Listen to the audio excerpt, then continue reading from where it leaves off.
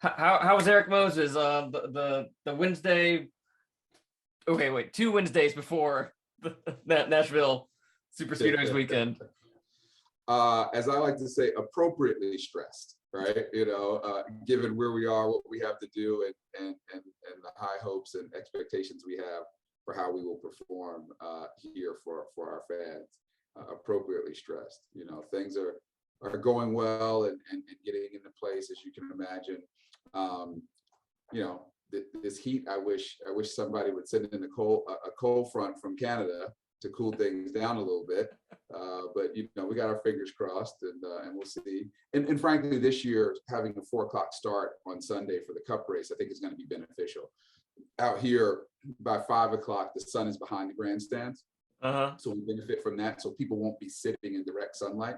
The air will be warm, but we'll have many more shade structures, misting tents, free water and water refill stations all around. So we will be keeping an eye on our patrons and on our team members to make certain everybody's okay. Okay. So this far out, like, what's the one thing you're stressing about? Like, what's the top? What's the thing you're stressing over the most right now? I'm a promoter, right? So last year we were sold out 3 months in advance. I mean, if there's a ticket left to sell, I want it sold. So, we're trying to make certain that we let, your listeners and viewers and others know that there are tickets available for the Ally 400. Many people, I think, didn't even try because last year we sold out so quickly. They just assumed that they would be gone as quickly this year. And so there are tickets still available. We want to get all those sold. And I just want to make certain that that we're getting the word out so people understand what the changes and the enhancements are that we've made here. and frankly, how we're I think really improving the fan experience. So I guess let's get into that. Like, what's from last year? Like, what are some of the, I guess, infrastructure improvements that you guys have made to the grounds and whatnot in the last year? Yeah, the biggest is that we've cleared about 20 acres of land that we own across the street from the track to create 2,600 new parking spaces. Okay. And so what that really is going to allow us to do is when people come on to McCrary Road, which is the primary artery that you access the track, we will be able to load traffic on both sides. So we'll pull people into parking lots on both sides of the street, getting folks out of their cars and into a parking lot faster. On top of that, we're not charging a parking fee on site as we did last year. So folks won't have to stop to pull money out to pay an attendant as we saw last year because the venue is so new to so many people. Yeah. First person they saw, they wanted to ask questions. Okay, where's gate so-and-so? And do you know how I get to my seats? And where is this thing? And so that slowed things up as well. We won't have any of that. You'll load faster. You'll be directed to a parking space. You'll be able to park and get into the venue much faster. So we think that's going to make a really big difference. That was an investment that we made to improve the experience. Our fan zone is going to be activated all 3 days with a stage in the fan zone. We didn't do that last year because we were nervous about COVID and about gathering people together in front of a stage. And so that's going to be great. We're going to have all kinds of immersive experiences for people, rock climbing walls. PBR will have a bull out here that people can ride, a mechanical bull. We'll have, a kids zone. We're going to have bumper cars. We're going to have inflatables through our partnership with the Tennessee Titans, face painting, all kinds of stuff for people to do and for the whole family to really enjoy in addition to our sponsor activations. What surprised you about the first year of this? Like, what took you off guard that you weren't expecting in your role? Interesting. The place turned into a little city, right? I mean, people started, we had, I think, over 1,000 RVs last year. People started arriving on Wednesday. They stay here until Monday. That doesn't happen in any other sport that I'm aware of. And so I think the dedication and commitment on, a large part of our fan base, it was surprising, pleasantly surprising, but surprising. I really enjoyed going out every morning on my golf cart to check things out and seeing the same people going for their morning walk, on Friday and Saturday and Sunday around the track. Like that kind of thing, I thought it was surprising, but it was really cool. You mentioned like all the improvements you've made to parking. What do you think was like the most important lesson that you learned from experiencing what you did last year?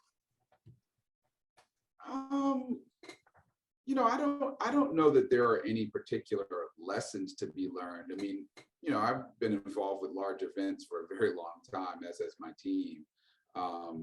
Every venue is different.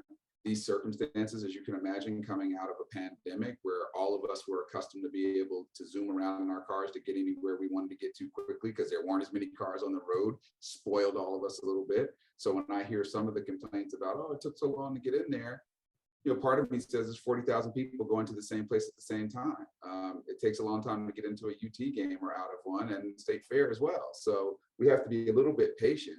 I think there were some learnings from our public safety team about maybe some things that they could do to inform the public about which routes to take, not take, et cetera, to help to improve things.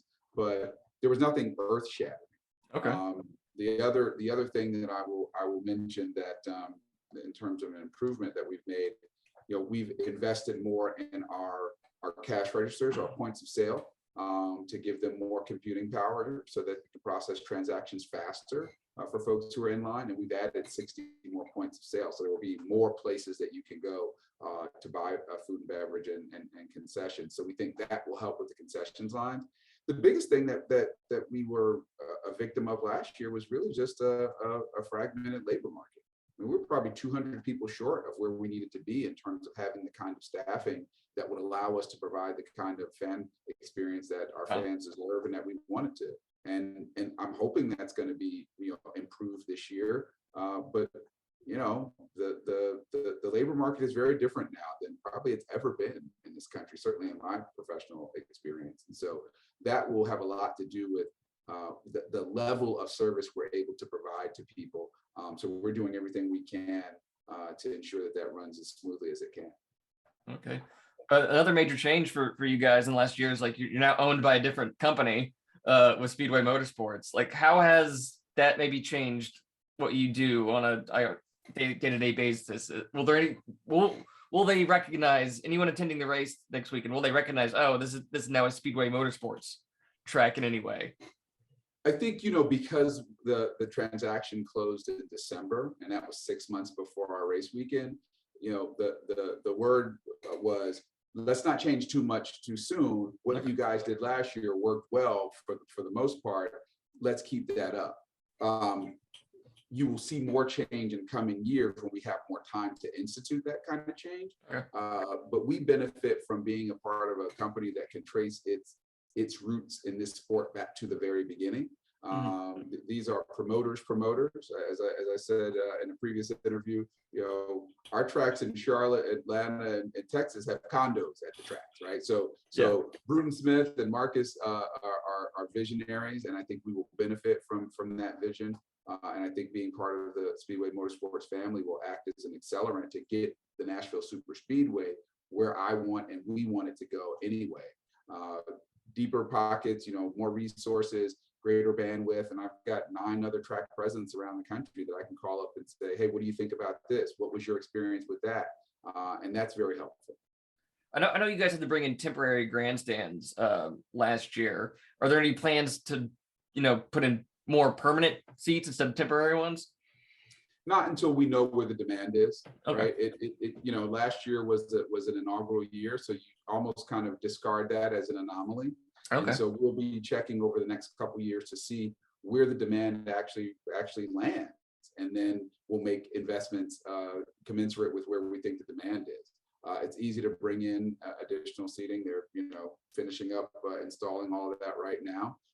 But if we see that demand warrants it, this is the kind of company that would make the kind of investment to ensure that we have permanent grandstands that are the appropriate size and capacity for the crowds that we can come to expect. Okay, so I looked over your LinkedIn page before this just to kind of get a better sense of your background, because I know you were president of an XFL team, but and some other sports stuff you were involved in, but there's never really anything that would point to Erik Moses is going to be a NASCAR track president, in your career. I'm curious, when you were little, a kid, 10 years old, what did you want to be when you grew up? A lawyer. Really? Which I am. Yeah. And as I got older, I wanted to be involved in the business of sports. I went to law school thinking I was going to be an agent because at Chapel Hill, I had friends across the sports spectrum, men and women who had the talent and the ability to play professionally and to get paid for what they do. And I wanted to make certain that I could be the kind of representative that would protect their best interest, because most folks have such a short period of time to make a lot of money doing what they love to do.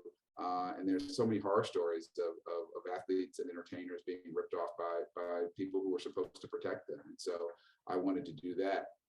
I had the really good fortune of sitting in on Grant Hill's interview of agents my first year of law school, his senior year of college at Duke, and realized pretty quickly. I mean, Grant is an anomaly. He didn't even need an agent. He's just he's unbelievable. He comes from an unbelievable family. But interacting with David Falk and Bill Strickland and the various folks who came in there, I just realized that chasing 20 and 21-year-old kids around the country to sign with me so I could pay my law school loans was not how I wanted to start my career. And so, I found my way into sports really in DC, being the sports commissioner for 11 years in Washington DC. And so this is not a stretch for me, because I tell people I ran multiple venues in the nation's capital, including RFK Stadium and 4,000 seat arena that is home to the Washington Mystics and others. And so the only thing that's different here is the context, and that's motorsports. And I had a little bit of interaction with motorsports because we hosted Red Bull Global Rallycross for 2 years at RFK. And so, I'm a quick study. And so I felt like selling tickets and sponsorship and hot dogs and beer and parking and all those things were things that I knew very well. Learning this sport, the ins and outs of it, the nuances, etc., was something I looked forward to doing. And frankly, is the part that I enjoy the most about being involved in this. All right. So how much sleep do you expect to get over the next week? A sufficient amount. I mean, we are, a fairly well-oiled machine. We've got some really great team members here and colleagues, both with NASCAR, but also in the Speedway Motorsports family, that are helping us to put this on, as our colleagues did last week in Sonoma at our sister track out in Sonoma. And so, no one's running around here like a chicken with their head cut off. Wondering, oh my God, what do we do? We know what it's supposed to look like when it's the right way, and now it's just a matter of doing that. You got the wrinkles ironed out with year one, right? The iron is out, and we are ironing the wrinkles and steaming some of it as well. All right. Well, I think my time is out with you, Mr. Moses. So thanks for taking the time to answer my questions. I appreciate it. I appreciate you. Have a great day. You too.